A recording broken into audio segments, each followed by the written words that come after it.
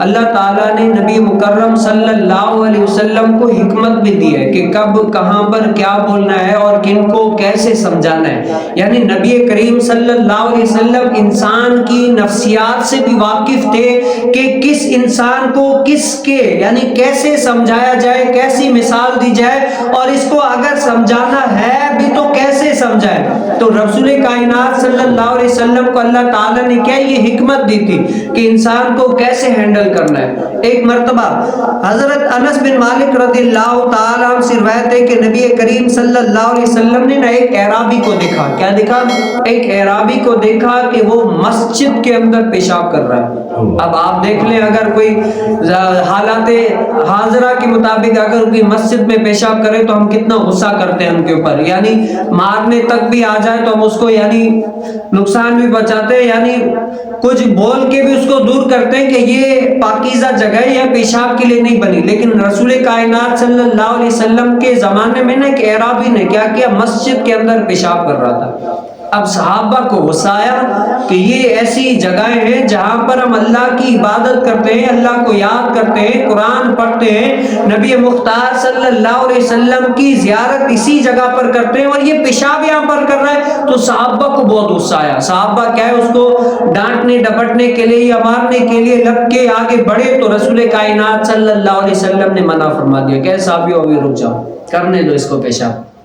کیا ہے جب نبی کریم صلی اللہ علیہ وسلم نے ان صحابہ کو روک دیا تو اس نے پوری تسلی سے مسجد کے اندر پیشاب کیا. کیا ہے پیشاب کیا. پھر رسول کائنات صلی اللہ علیہ وسلم نے اس کو بلا کر سمجھایا اور صحابہ کو یہ فرمایا کہ تم لوگ کیا ہے سختی کے لیے نہیں بھیجے گئے. کس کے لیے؟ تم لوگ جو بھیجے گئے ہو, اللہ تعالیٰ نے تم لوگ کو جو بھیجا ہے وہ سختی کرنے کے لیے نہیں بلکہ کہ نرمی کرنے کے لیے, پیار محبت شفقت کے ساتھ سمجھانے کے لیے کہ کس انسان کو کیسا سمجھانا ہے. اسلام بنائی پیار محبت کے لیے ہے. آپ کیا ہے اس کو تم پیار محبت سے سمجھاؤ. تو نبی علیہ السلام نے اس کو بلایا اور بڑے ہی محبتانہ لہجے میں اس کو سمجھایا کہ یہ اللہ کی مسجدیں ہیں اور مسجدیں اللہ کا گھر ہوتی ہیں, یہ پاکی کے لیے ہوتی ہیں, یہاں پر اللہ کی عبادت کی جاتی ہے, یہاں پر پیشاب وغیرہ نہیں کی جاتی. تو اس نے کیا ہے وہ سمجھ گیا اور رسول کائنات صلی اللہ علیہ وسلم نے بڑی بہترین طریقے سے سمجھایا. اب یہ ہے دیکھیں اگر کوئی پہلی مرتبہ غلطی کرتا ہے نا تو اسلام کیا کہتا ہے کہ اس کو بڑے ہی پیار محبت شفقت سے سمجھاؤ کہ یہ ایسے نہیں ایسے ہوتا ہے. یہ کیا ہوتا ہے پہلی مرتبہ اسلام اس کو سمجھاتا ہے کہ یہ جو تم نے کیا ہے یہ دین کے خلاف ہے, یہ شریعت کے خلاف ہے, یہ مروت کے خلاف ہے, یہ ادب کے خلاف ہے. الغرض یہ بات جو تم نے بات یا کام کیا ہے یہ رائج نہیں ہے. اس کو پیار محبت شفقت کے ساتھ سمجھاؤ تاکہ وہ اسلام سے مانوس ہو جائے, اسلام کی طرف بڑھے. اور دوسرا کیا ہے محدثین فرماتے ہیں کہ دوسرا حضور علیہ السلام نے صحابہ کو جو منع کیا نا وہ اسی لیے کہ آپ کو پتا ہے جو پیشاب کر رہا ہوتا ہے نا, اگر پیشاب کرنے والے بندے کو بیچ میں ہی روک دیا جائے, اگر وہ اپنا پیشاب روک لے تو سائنسی طور کے مطابق اس کو کیا بیماریاں بڑھنے کا اندیشہ ہے.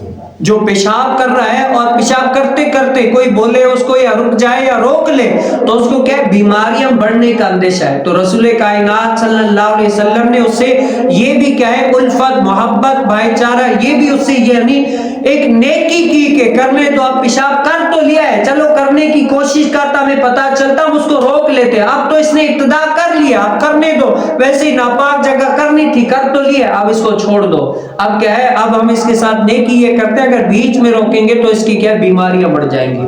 تو رسول کائنات صلی اللہ علیہ وسلم نے اس کے ساتھ یہ نیکی بھلائی کی. اور دوسرا اس کے بعد کیا کیا رسول کائنات صلی اللہ علیہ وسلم نے صحابہ کو فرمایا کہ یہاں پر کیا ہے پانی بہا دو, اور اس کے بعد کیا ہے جہاں پر پیشاب کیا تھا نا وہاں سے مٹی تھوڑی سی خروچ کر باہر پھینک دی.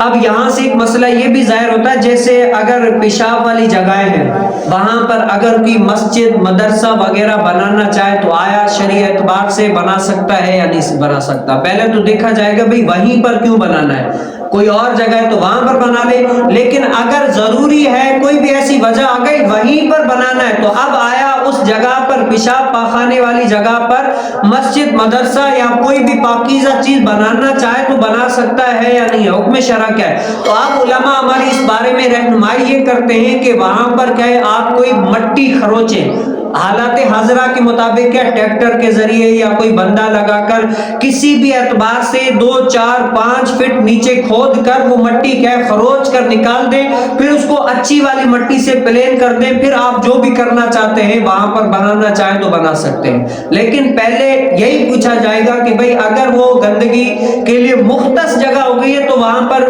مسجد مدرسہ بنانے کی حاجت نہیں ہے۔ اگر ضروری چیز آ گئی ہے، اگر بنانا ہی ہے، تب کیا ہے اس کا حل یہ ہے کہ اگر آپ یہ والا معاملہ کر لیتے ہیں تو آپ وہاں پر بنا سکتے ہیں۔ تو رسول کائنات صلی اللہ علیہ وسلم نے ہر اعتبار سے ہماری رہنمائی فرمائی۔